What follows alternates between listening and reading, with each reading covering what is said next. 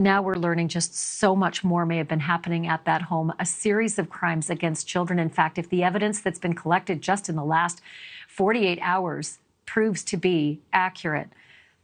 And also we're learning about a real colossal failure of law enforcement, because this was a week ago and only just over the weekend, almost 7 days after the murders of those 6 people and the suicide of Jesse McFadden, were the state authorities actually there with excavators and drones, and then discovering potentially that the pond, newly created just 2 months ago, might actually yield evidence, possibly more victims, possibly even more bodies, and evidence about the wife who was murdered in this horrible murder-suicide.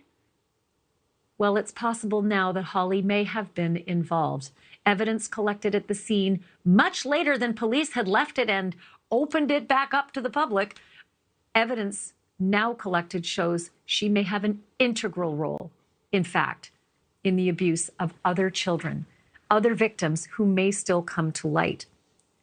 We have exclusive videos that were shot by a family member and turned over to us on the Banfield team that we're going to show you tonight of some of the evidence that was collected and some of the activity on the ranch yesterday and today.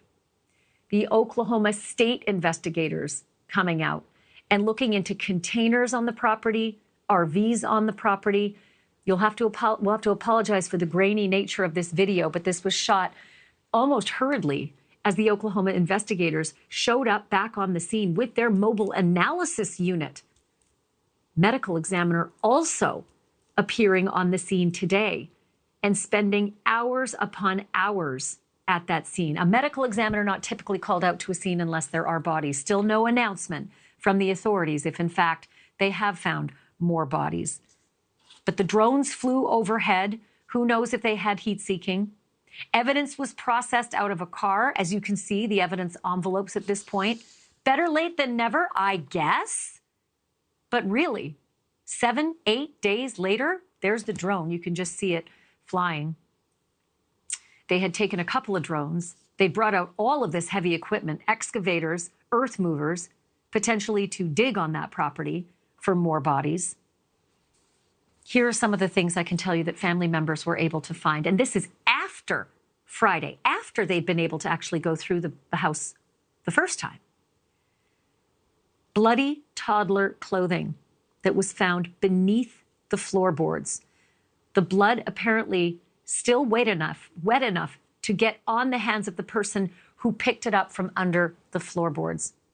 A 4-inch stack of Polaroids.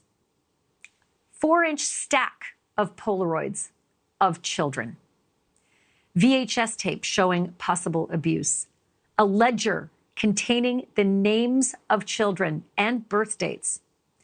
A long piece of lumber that had multiple chains and padlocks attached to it and spaced along the piece of lumber. Multiple phones, 5 of them, in fact, stacked, apparently all Holly's former phones. This piece of lumber, by the way, just point out the person who's holding it. That's not a police officer. No, this is evidence of potential sexual crimes in the hands of family members because they found it, not the police. The police didn't bag that up as evidence. The family members had it and photographed it.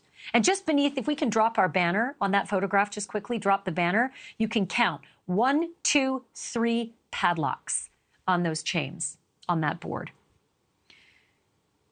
As far as the phones, yes, Holly's former 5 phones, but also 3 other phones. We don't know who owns them, but one additional phone on top of those 3 looked like a child's phone because it had a Panda wallet that was attached to the back, the kind of Panda wallet that a child might actually have on the back of his or her phone, probably her phone. That was also discovered at the scene. Thank you for watching. Go to newsnationnow.com to find NewsNation on your television provider. And don't forget to click the red subscribe button below to get more of NewsNation's fact-driven, unbiased coverage.